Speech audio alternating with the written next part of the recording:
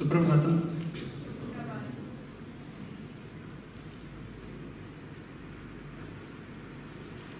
Few days ago, we looked at the verse Karmanyavadhikaraste. Most of that crowd is absent. Why he was passed out?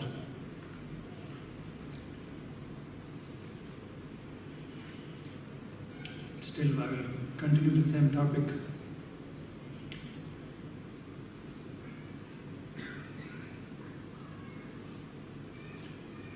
If you remember, I said maybe a week ago that there are two fundamental distortions in this verse in the modern times. One is in relation to the word adhikara. The word adhikara is today being used to mean rights, hak, whereas it never meant that. In this culture there was no word for that. It meant something else.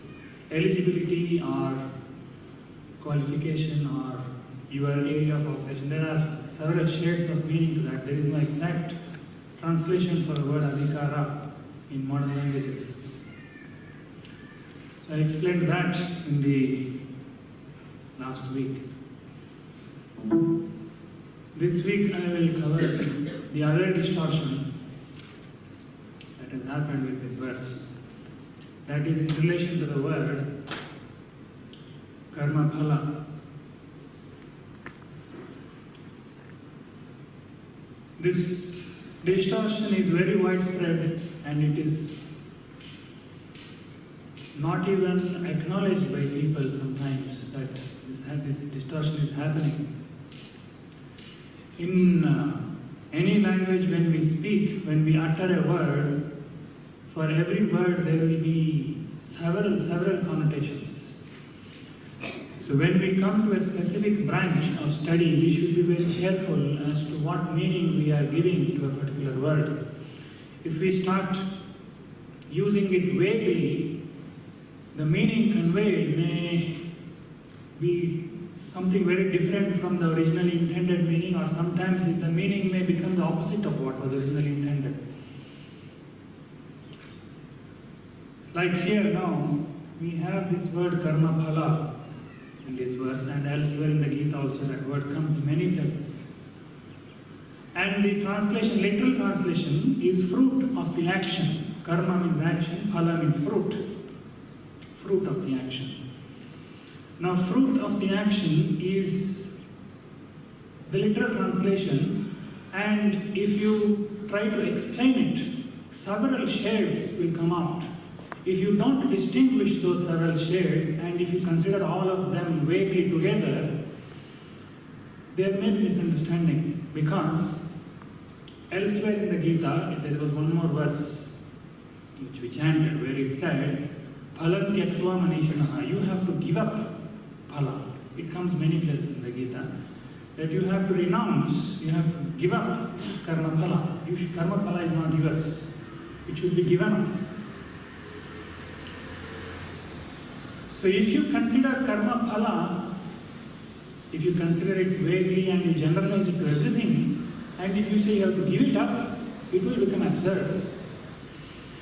Now in this class I will point out several outcomes that can come out of an action. And karma phala does not refer to all of them. You should not use karma phala to refer to all of them. This is an important point. You may not have this question now, but later someday you will get this question. When you get the question, this lecture may be helpful, if you remember. See, in any action, first and foremost outcome is whether it was successful or not. For example, in here now, this lecture is being given. The first and foremost outcome of this activity is how much you are able to understand, how well I am able to convey, and how it improved your understanding. That is the first and foremost outcome of this activity. Whether it was successful or failure, it is not a binary thing. It is not that it's not dichotomy. It's not black and white. It's not that it is successful or failure. It's not that. There will be shades, it will be grey. How much successful it was or how much failure it was. How well you understood or how well I was able to convey. So that is one aspect of this activity. The result, one outcome is that success and failure. Jaya and apajaya. That is one outcome of the action. The second outcome of the action is, with respect to me, the second outcome of my action is whether I will get some material benefits out of this or not. Whether I will get monetary benefits or some other benefits because of this activity.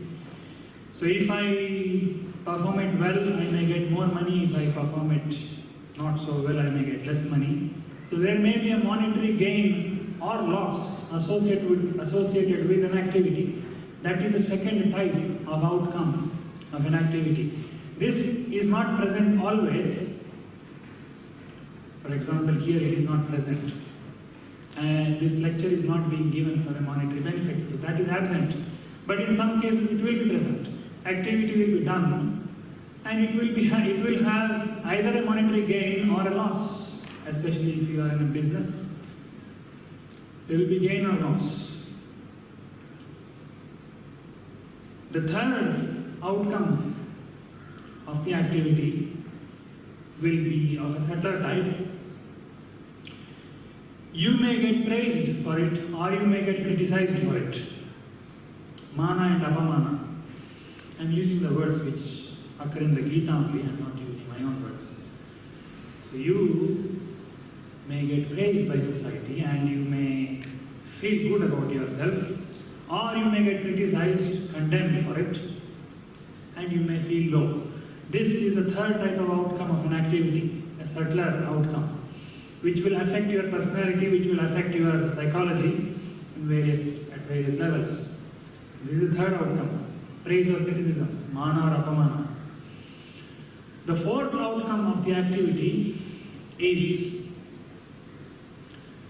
how much learning you got because of that activity. This is a guaranteed result. Nobody else can take it away from you. In this lecture, whether it was conveyed well or not, whether you understood or not, whether I got money or not, whether I got praised or criticized or not, none of those, it doesn't matter if any of those happen or not, I will get to learn something from this activity. My experience will increase. Personal growth will anyway happen with any activity. This is a guaranteed outcome. This comes in the Gita in some places. For example, Uddharena atmana atmanam natmanam avasadhet. You have to lift yourself by yourself. How are you going to lift yourself by yourself? When you act in the world necessarily, you will get to learn something. You will see your mistakes. You will see your plus points. You will see your strengths, your weaknesses, all these things. More than others. If you are agile, you will see your strengths and weaknesses yourself first. So unless we are extremely idiotic, unless we are extremely foolish, this is a guaranteed outcome. It will come. Your personal growth will necessarily happen no matter what happened with the other outcomes. So this is the fourth outcome. And karma phala does not refer to any of those. In the Gita, whenever the word karma phala is used, it does not refer to success and failure of the activity. It does not refer to the monetary gain or benefit, labha and alabha. It does not refer to your praise or criticism, how much status you got, mana, apamana. It does not refer to that. Nor does it refer to your personal growth. Karma phala, the word karma phala does not refer to these four. The word karma phala refers to something else. That is the fifth outcome of an activity. In Sanskrit, the word used is adrishta. What is adrishta? What is the literal translation of adrishta? Invisible. Adrishta means invisible. Adrishta phala means invisible effects of your activity. They are happening, but you don't know. You are unaware. Karma phala refers to that. If you perform an activity, you see all the visible effects. All these 4 outcomes which I listed just now are all visible effects, immediate effects which you will see then and there. But your activity will create invisible ripples in existence which will come back to you someday. That is karma phala. That is adrishta phala. That is daiva. You can refer to it by many names. What you refer to in Sanskrit as punya and papa is that if you create favorable ripples which will take you towards the shore of the ocean, they are called as punya. If you create unfavorable ripples in existence which will take you towards more and more towards the center of the ocean, that is papa, which will make you more and more entangled in the ocean. See, in the ocean, you might have observed, sometimes if you throw something into the ocean, I am from a coastal region, I am from Mangalore, I studied in a college which was on a beach. So I have seen beach plenty of times. This is one thing you will observe in the beach. If you throw something into the beach, sometimes what will happen is, the ocean will, the waves will bring it outward and bring it to the shore. Sometimes it will start taking it towards the center of the ocean. You cannot predict when, what the ocean will do. Sometimes it will start taking it towards the ocean. Sometimes it will throw it to the shore. So in waves, in the pattern of the waves, there are 2 types. Types of waves which will lead you, which will take you more and more towards the shore, and another type of wave which will take you towards the center of the ocean. So, any activity which will take you towards the shore, which will make you feel more and more free, which will give you a sense of freedom, which will take you towards liberation, are called as punya. And wave, karma, which will take you, which will entangle you more and more, which will make you feel more and more bound, are called as papa. That is what karma phala is. Whenever in Sanskrit literature, wherever you hear the word karma phala, in Bhagavad Gita also, karma phala means that invisible effects of your activity. It may be invisible and you may ignore them, you may think they are not there, but they will come back to you someday. But in the Gita, what Krishna is telling is not to perform punya and go near the shore. What he is asking is something, another step, another level of it. He is asking to give up karma phala altogether. He is asking us to give up both punya and papa equally. That is difficult to convey in this lecture, so I will keep it aside for now. So doing good activities, doing lot of punya, and going near more and more closer to the shore is first part of human evolution, first part of our journey. But that is not yet spirituality. Doing good deeds is not in the realm of spirituality yet. Spirituality begins when both punya phala and papa phala are given up. Activities are not given up. But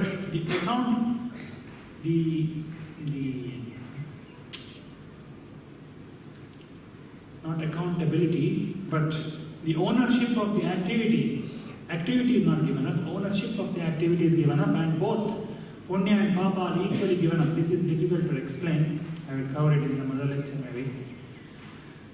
But I will point out something with respect to the other 4 outcomes which I listed. These are the, is it visible? Is it visible?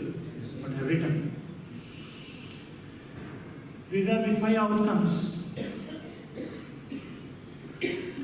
And karma phala tyaga, giving up of the fruit of the activity, don't do it for all of them. If you do giving up of the fruit of the activity for all of them, it will become extremely absurd. Then what will be the implication is, if anybody is working for a salary, it is not karma yoga. It will become so. If you consider giving up of everything as Karma Yoga, then salaried working will no more be Karma Yoga. If you get some money out of your work, it will no more be Karma Yoga. If you consider giving up as Karma Yoga. So, see in the Gita itself, Krishna asked Arjuna to give up karma phala, tyaktva karma phala sangam, phalam tyaktva manishana, that will share many places. But elsewhere it is quite clear, he is asking Arjuna, jitva rajyam samriddham, you have to enjoy, after winning this war, you have to enjoy the kingdom that you will get. He is not asking him to give up all the outcome of the war. He is not asking him, simply fight and after that go to forest and give up everything. No, that is idiotic. You are going to perform this war, you are going to engage in this battle. The first outcome is whether you will win or lose. Okay, Jaya Apajaya will happen. After that, as a result of that, you will get monetary benefits. You will get the kingdom or you will not get it. Then that is yours to claim. Once you get the kingdom, you have to rule it justly and enjoy the kingdom. He is not asking Arjuna to give up the kingdom. Similarly, let us not be in that delusion that if you work for money, it is not Karma Yoga. If you work for some monetary benefits or whatever benefits, it's not. No, it's not. It can still be Karma Yoga. Karma Yoga has only to do with the attitude behind the activity. It has nothing to do with the monetary benefit. What you will do with the money is a different thing. You may do social service, charity, okay, fine. But let us not be in that delusion that only if you work for free, it is Karma Yoga. No, that is not. Let us not be under the impression that social service, charity, working in an orphanage, working for an NGO, only this is Karma Yoga. No. They may be Karma Yoga, fine, but working for an institute, working for a salary, working for a software company, working for a business firm, anything can become Karma Yoga. It doesn't matter whether you take salary or not, they're all secondary things. Karma Yoga, when Krishna is speaking of Karma Yoga in Bhagavad Gita, he is speaking about the attitude behind the activity, and Karma Phala, that fifth, he is talking about that fifth outcome. He is not talking of the first four. For the first four, his advice is all different advices. For the first three, he is asking us to exercise equanimity, samatva. That is, samatva is again a big concept on its own. And for the fourth outcome, he is not asking to give up. If you give up that fourth one, if you say, I give up my personal growth, it will become extremely idiotic. Then why are you here for spiritual practice? Then there is nothing called spiritual practice, and there is nothing called spiritual growth if you say, I want to give up everything. So giving up is specifically advised for karma phala, and that has a particular reasoning behind it. If I get a chance, I will explain what that means. Giving up the ownership of the activity, giving up the doership of the activity, several words are used in that context. So that giving up is expressed, there is phala tyaga, but for that specific karma phala, not for everything. For others, we are supposed to take some other teachings. There are some other teachings like equanimity and personal growth. Equanimity is again, just like karma phala, equanimity is a profound concept that also I will not be able to cover. So in this lecture, I just wanted to clarify that the word karma phala should not be used generally and vaguely for everything.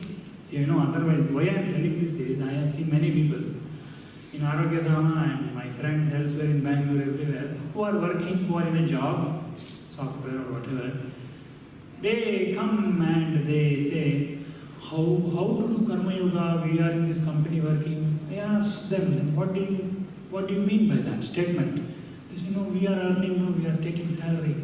People go into that delusion. They start feeling guilty because they take salary. Because they take salary, they start feeling guilty, we are not doing karma yoga. This is absolutely wrong. The message was not at all that. You have to take salary for your survival and then you share it with the society, all that is fine. But you should work for free, only then it is karma yoga. who is an absolutely absurd meaning of Karma Yoga. The actual Karma Phala Tyaga has to happen at a very fundamental level. It has to happen at the level of individuality, it has to happen at the level of giving up the doership of the activity, and it is a very deep concept. It is not simply giving up money or something like that. So, when we use that word Karma Phala, let us not apply it to everything, let us not apply it to all types of outcomes. It has to be applied to a specific outcome, to the invisible effect, to the Adrishta Phala. And just to clarify, I am not giving you my own opinion. If you see prominent commentaries, this is what it is. If you read Bhagavad Gita also, you will get to know this is what it is. If you see Shankara Bhashi, you will see, if you see other prominent commentaries, or even simple translation of the Gita, you will see that Karma Phala refers to Adrishta Phala, the invisible effects, and that is what you are supposed to give up. Not everything. Thank you. Oh.